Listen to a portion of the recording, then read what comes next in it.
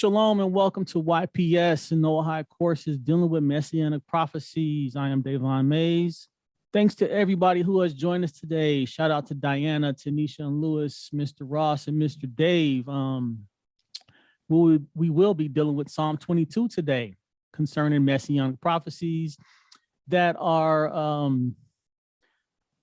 guess we can call them our brothers and sisters who have been coming out of the church, because a lot of people have been coming out of the church, who have been basically, misguided into thinking that this is a messianic prophecy. So we're going to dive into it, and I'm going to show my screen. Ross, if you will allow me. People have been liking that here lately, so I've been sharing my screen on Tanakh Talk. Been getting a lot of good feedback on the Tanakh Talk series. Shout out to William on Tanakh Talk. For having me on there. I'm going through Isaiah 53 on there. So let's grab this. Can y'all see my screen? Loud and clear. All right. So y'all see how many slides? I got 60 slides, but I'm gonna break this up into part 1 and part 2 because it's a lot of information and I don't want to go past an hour like I did last week. So let's get into it. So Psalm 22, who is this about? Excuse me. So I just want to say, like a lion, right? This is the key phrase that everybody's having problems with. So, but the puzzle will unravel and you will see the deception jump out at you like a lion, right? I got jokes, right? So a cherry-picked verse, Matthew 27:46. About 3 p.m, Jesus cried out in a loud voice, Eli, Eli, lama sabachthani, which means, my God, why have you forsaken me, right? So this is from Psalm 22:1. The NIV says, for the director of music, to the tune of the dove of the morning, a psalm of David. My God, why have you forsaken me? Why are you so far from saving me, so far from my cries of anguish? So the New Testament really doesn't quote the entire verse, just the beginning of it. So if we continue in Psalm 22, there's a few things that, doesn't fit with the Christian doctrine. Verse 2 says, my God, I cry out by day, but you do not answer, by night, but I find no rest. So would Jesus pray and God not answer him? If he was God, he doesn't talk to himself. He doesn't answer himself, right? That wouldn't make any sense. Yet you are enthroned as the Holy One. You are the one Israel praises. So this is Jesus speaking. He's telling you he's not God because he's not the one Israel praises, right? And you, our ancestors, put their trust, they trusted, and you delivered them. So this is putting this all off on someone else and not himself. But who is praised in the churches, right? You go to church, you're going to hear Jesus 1,000 times, and they might talk about God once or twice, right? But overall, Jesus this, Jesus that, right? But it says right here, you are the one Israel praises. So, do the math on that one. So this is what they've done. They've isolated the verses, right? So let me do this. Matthew 27:34-35. They gave him vinegar to drink mingled with gall, right? So we can see how the New Testament writer has isolated a verse that ignores the psalmist saying, he is foolish and a sinner, but since he also says in Psalm 69:21, they gave me also gall from my meat, and in my thirst, they gave me vinegar to drink. So they picked the verse with the gall, right? But when you read Psalm 69, what else does it say? Psalm 69:5, oh God, thou knowest my foolishness, and my sins are not hid from thee. So if this fits what happened to Jesus, was he the same sinner in Psalm 69:5? If the beginning of the chapter is about a sinner, how do you jump to speaking about Jesus, right? Psalm 22 also starts with a sinner speaking. On top of the whole context is a whole thing about David going through some troubles, right? Now, are the troubles brought about by the scribes and the Pharisees? No. David has other issues, right? So This sounds similar. Again, on the surface, Matthew 27:34, they offered Jesus wine to drink mixed with gall, but after tasting it, he refused to drink it. Psalm 69:21 says, they also gave me gall for my food, and for my thirst, they gave me vinegar to drink. When you isolate the verses, it sounds real convincing, but when you go into Psalm 69 and see that the beginning of it's talking about a sinner, we have a problem. There's other problems too. So sins and transgressions. Now we know the Christians love to go to the Septuagint, right? So this is how the Septuagint reads in Psalm 22:1. For the end concerning the morning aid, a psalm of David, O God, my God, attend to me. Why hast thou forsaken me? The account of my transgressions is far from my salvation. The account of my transgressions, not Israel's, right? Because they can say, oh, he's taking on the sins of people. No, the Septuagint says the account of my transgressions is far from my salvation. The Douay-Rheims Bible says, unto the end for the morning protection, a psalm for David, O God, my God, look upon me.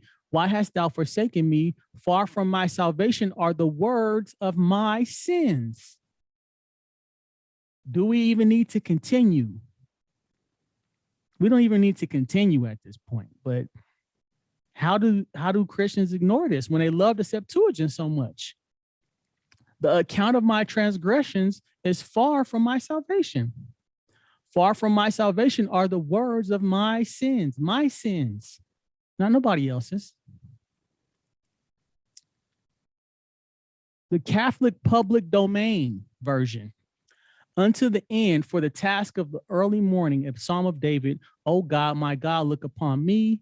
Why have you forsaken me?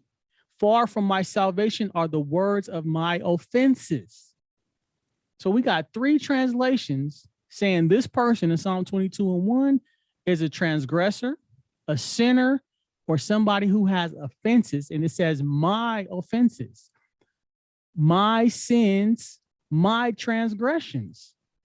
How do you get away with this when you want to put this off on saying that the Masoretic text translated the like a lion wrong? What about the Septuagint saying Psalm 22:1 is about a sinner?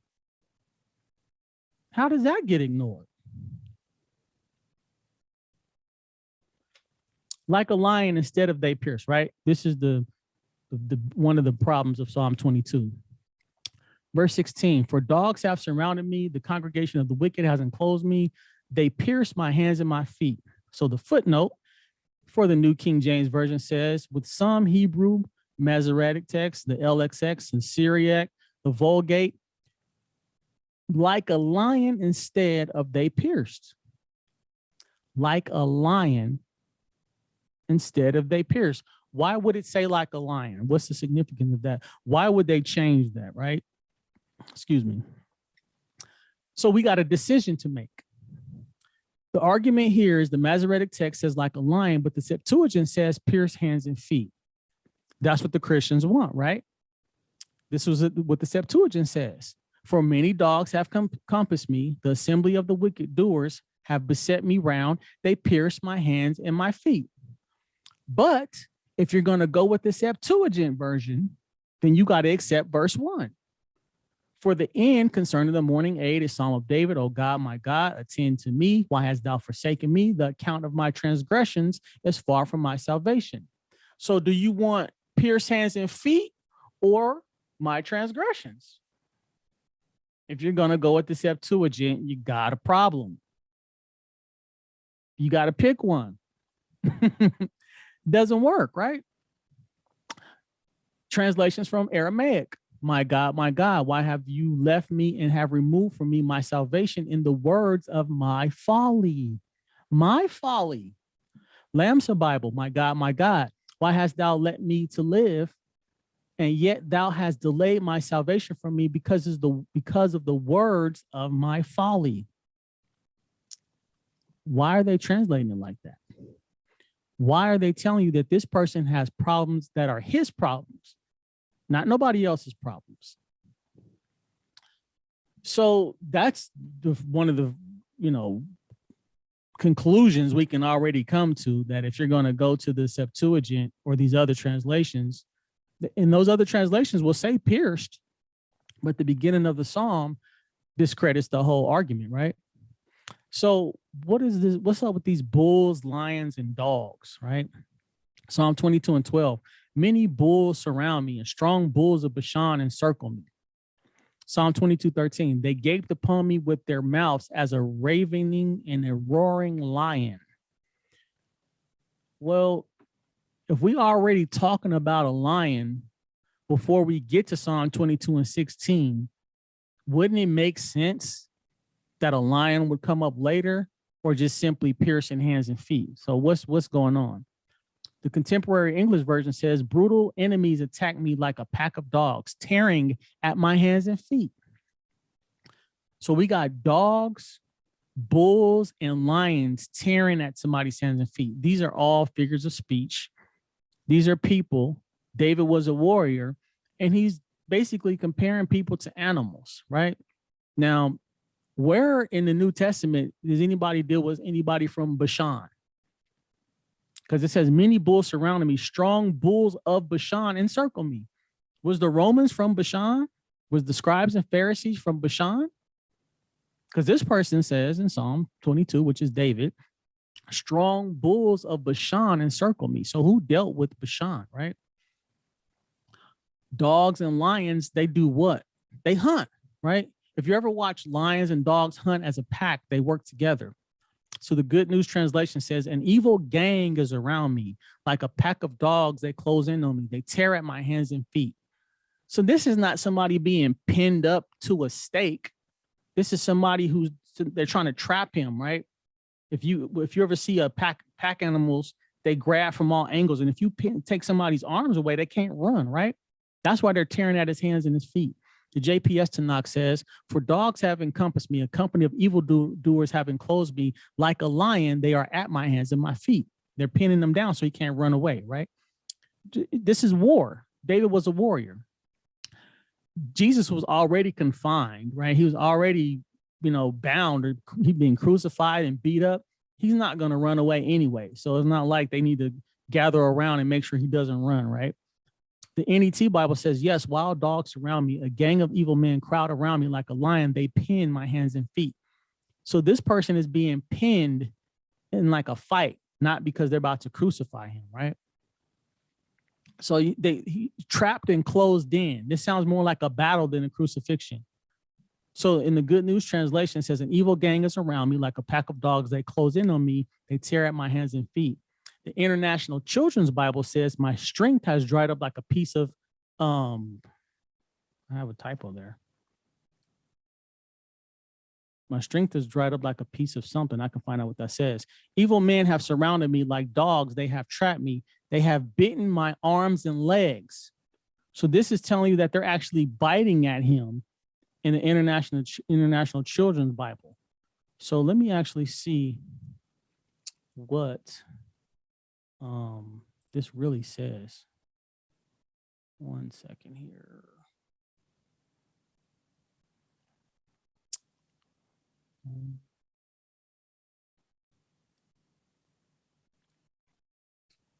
You know what? I'm just going to stay here and I'm going to look it up real quick, real fast.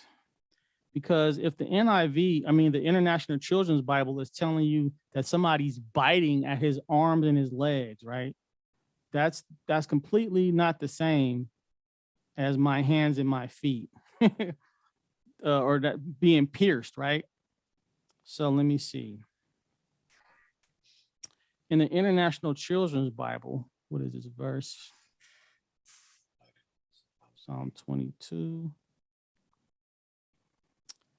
It says, evil men have surrounded me like dogs. They have trapped me. They have bitten my arms and my legs.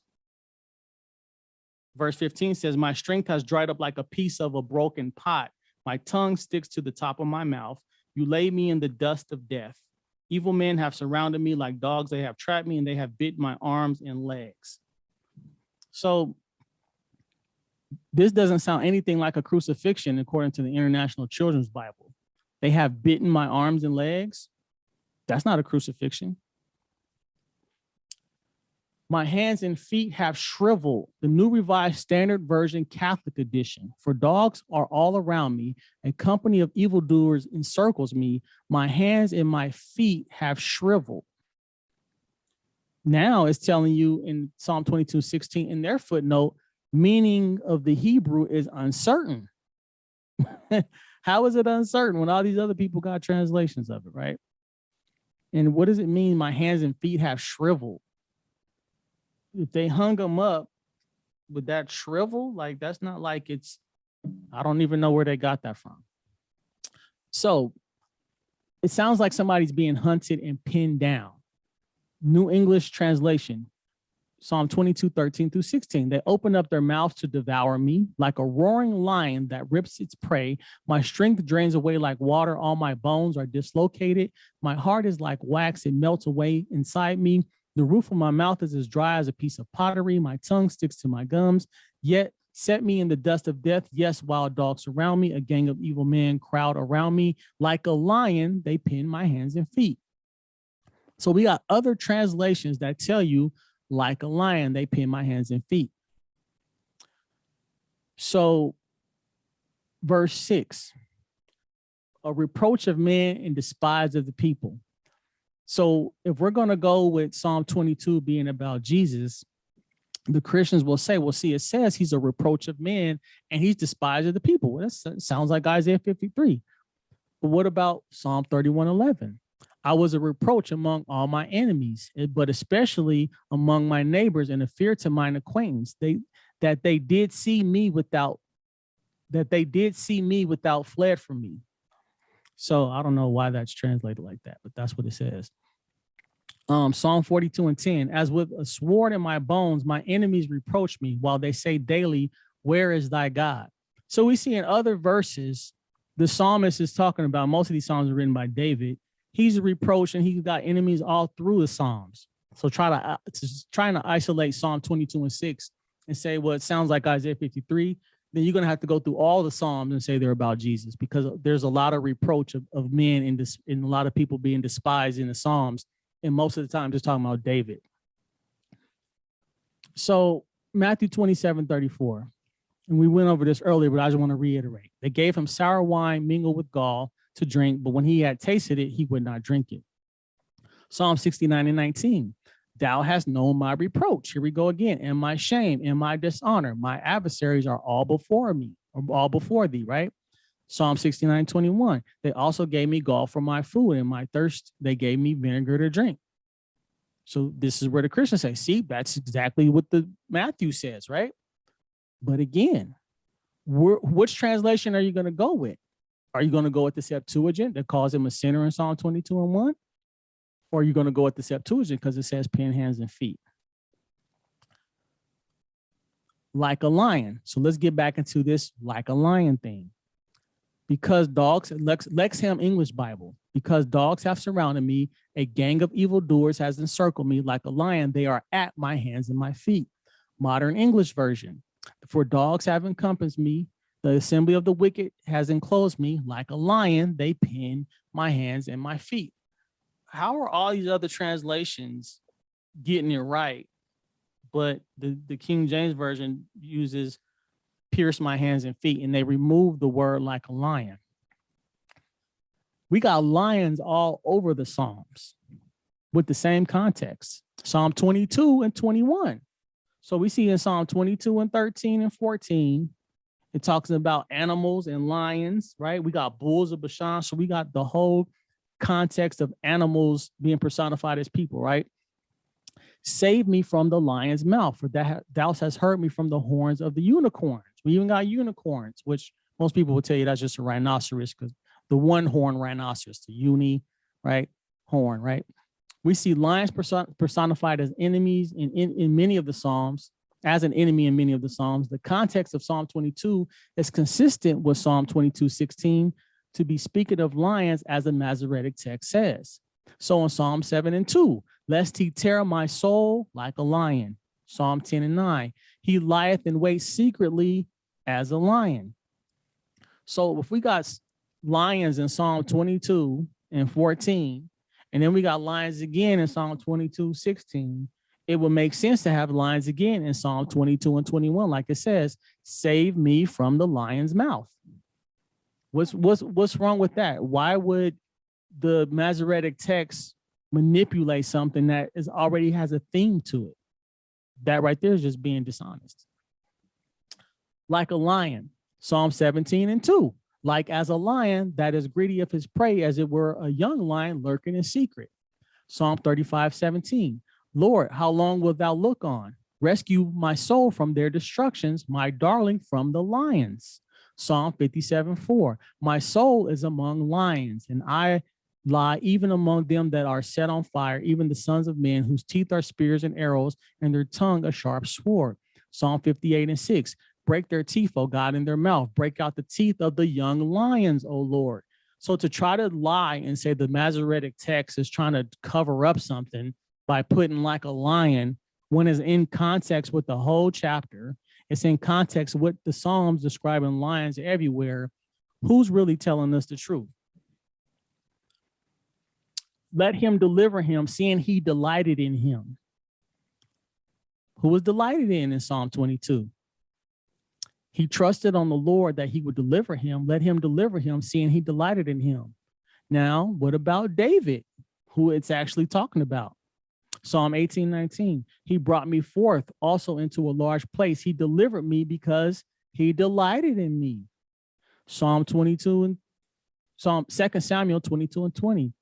Same thing. He brought me forth also into a large place. He delivered me because he delighted in me. 1 Samuel 17:37. Moreover, David said, the Lord who delivered me from the paw of the lion and from the paw of the bear, he would deliver me from the hand of the Philistine. And Saul said to David, go and the Lord be with you. So the Most High has already been saving David from lions, literal and physical, for a long time here. So for David to be describing lions in Psalm 22 and 16 makes perfect sense in context and very consistent with what David has going on, right? It just makes so much sense. Who delivers David, his servant, from the deadly sword? Psalm 144 and 10, the one who gives salvation to kings. So we see kings get salvation, even though they can, be warriors and save people, as David saved the people in Keilah in 1 Samuel 23. It says the one who gives salvation to kings, who delivers David, his servant, from the deadly sword. What does it say in Psalm 22 and 20? Deliver me from the sword, my precious life from the power of the dog. So again, consistent with David. Psalm 22 and 16, for dogs have surrounded me. When you see everything together in context, it's all pointing to David. David everywhere. Jesus wasn't saved from the sword. They pierced him at the end with a spear, right? Or a javelin, however you want to term that. But he wasn't saved from the sword, was he? Deliver me from the sword. That wasn't a form of execution. They hung him up, and his lungs and stuff was all jacked up, but he couldn't breathe. It was like crucifixion was like a torture. They didn't stab him to kill him. They only stabbed him with that javelin or whatever just to make sure he was dead. That was, if you read the book of John, it kind of tells you that. So we see David being saved from the sword.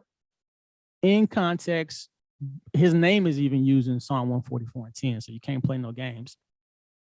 Now, we talked about Bashan and the Giants earlier, right?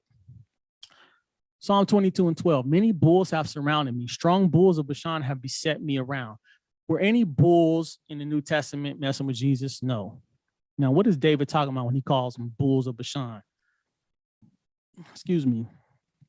What is so special about Bashan, and what kind of bulls is he talking about? Does Jesus say anything about Bashan? I don't think so. So Bashan was a place of giants, and David had battles with these giants and other warriors of Bashan.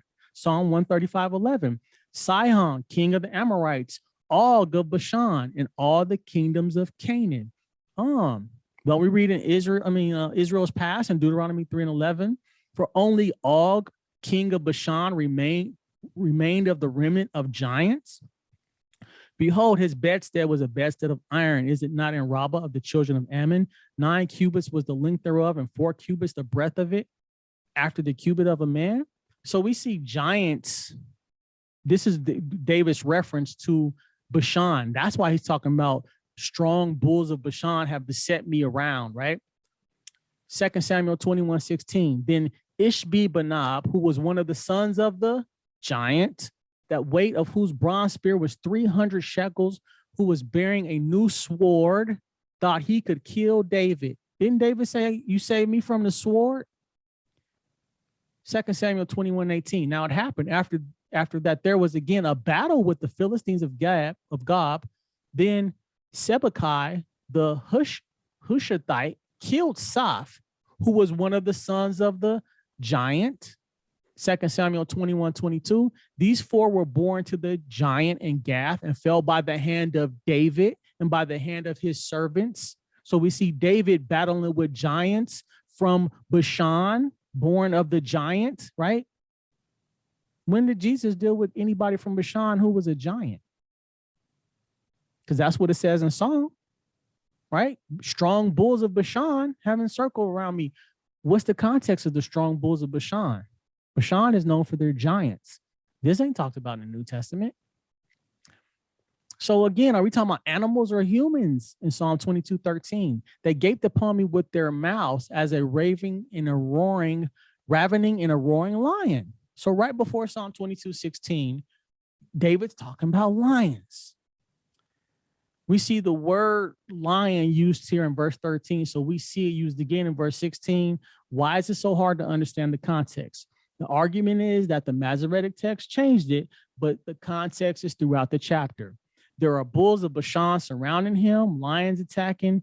This is the personification of battles Jesus never had to deal with. So show me Bashan in the New Testament. Show me lions or bulls used to describe the enemies of Jesus.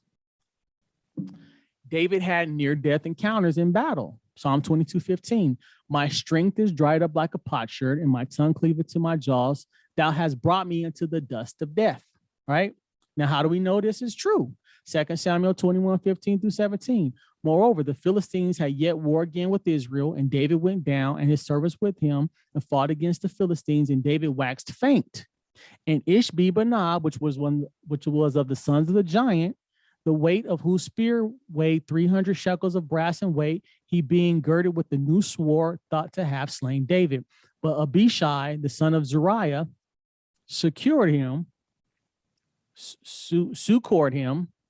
and smote the Philistine and killed him. Then the men of David sware unto him, saying, Thou shalt go no more out with us to battle, that thou quench not the light of Israel.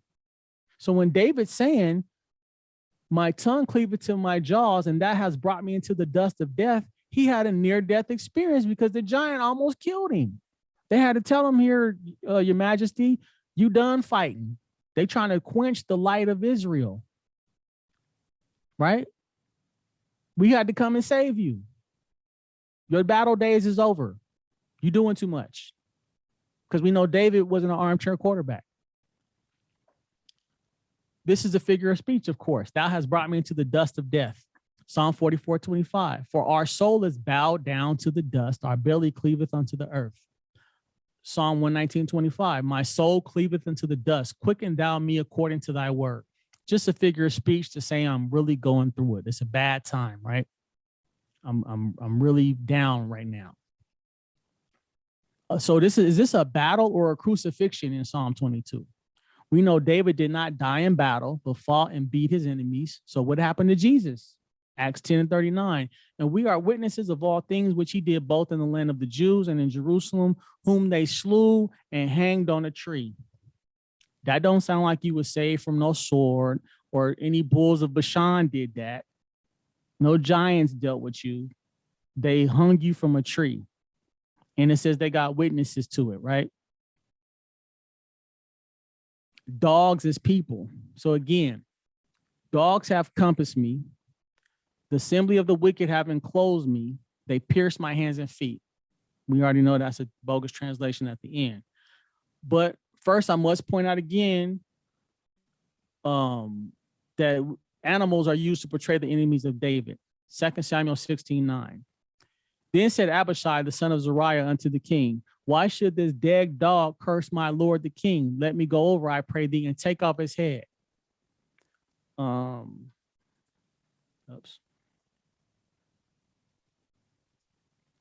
So we see people using dogs, to describe, unwanted things. Dogs have compassed me.